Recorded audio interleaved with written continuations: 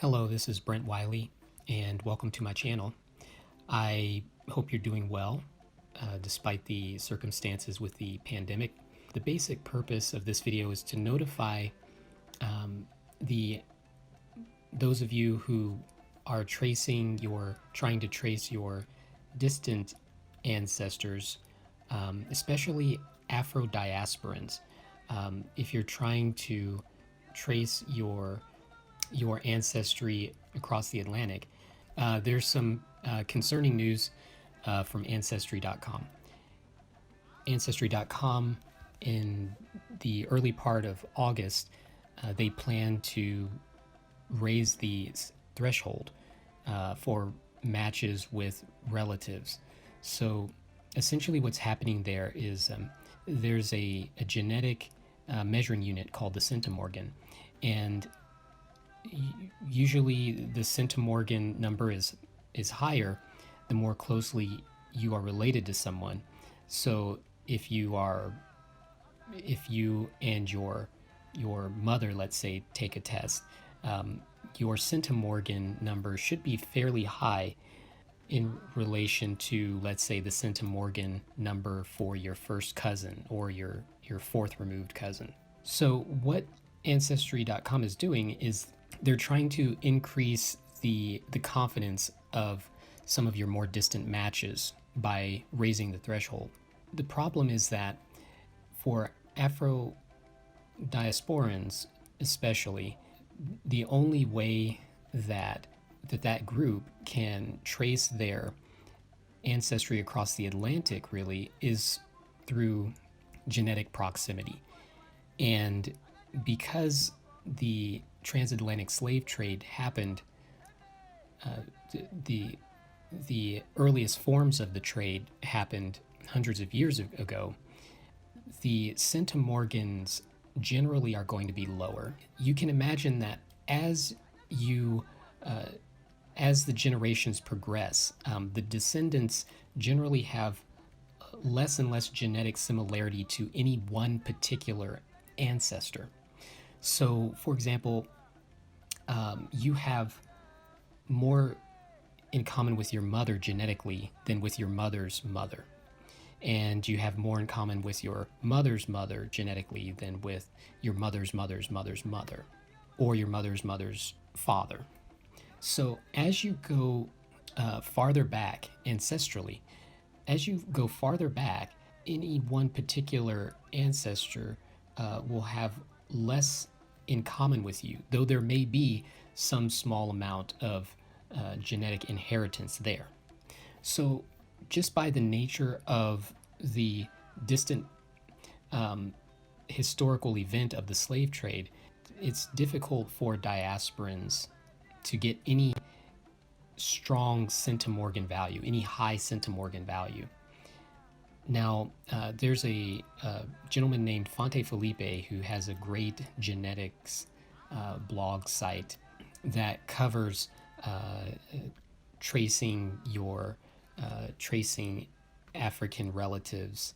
He talks about how in his research he's found that even though many of the people who have shared their data with him, even though many of those diasporans have matches that are in the lower centimorgan range,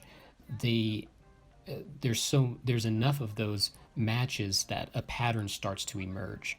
And that pattern is strengthened also by looking at other diasporans that might also be in that proximity or in that group. He might look at one Jamaican and then look at another Jamaican and start to see patterns for older ancestry on the continent across all of the Jamaicans that have shared their DNA information with him. So you can have a weak signal, a weak centimorgan signal, but if you have a number of these signals, if you have a number of these data points, you will see a pattern. A pattern will start to emerge if you have enough of these small values.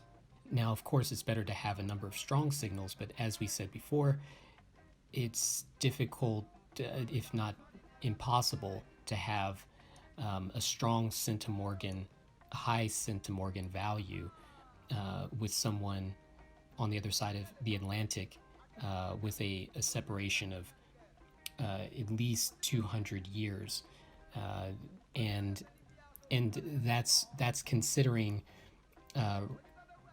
recent enslaved ancestors who were brought to the West. So essentially, what this equates to is it will be more difficult for Afro-Diasporans to find their African matches on the continent, those descendants of African ancestors that are shared in common with the diaspora. It will be harder for diasporans to find their relatives, their distant cousins on the continent who share a common African ancestor. Or what action can you take? One action is you can write to Ancestry.com. There's in the search section in your Ancestry.com account, there is suggestion box. You can type in suggestion box, and then that should provide a link in the search results, and then you can type in your comments in the suggestion box.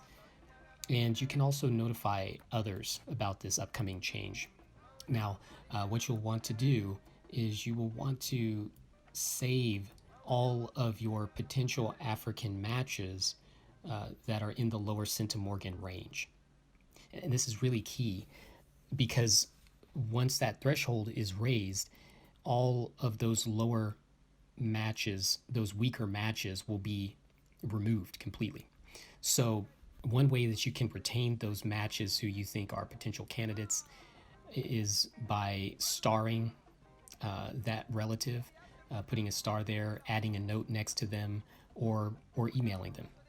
All those methods will ensure that that potential African match is retained as a match in your account.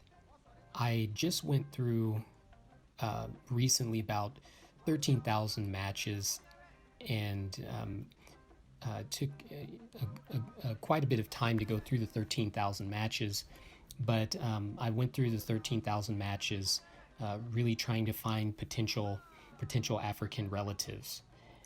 What I may do is for the next video, I plan to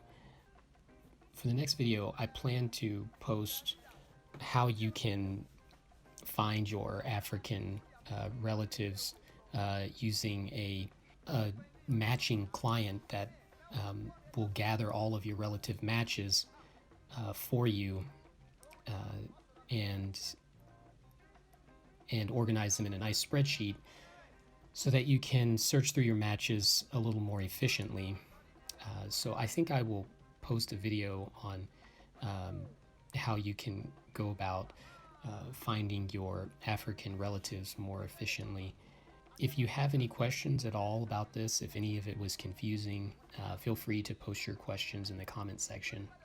If you have any ideas for future genetic or genealogy-based videos, feel free to place that in the comment section as well. I hope this video was helpful, and that's about it. All right, bye-bye.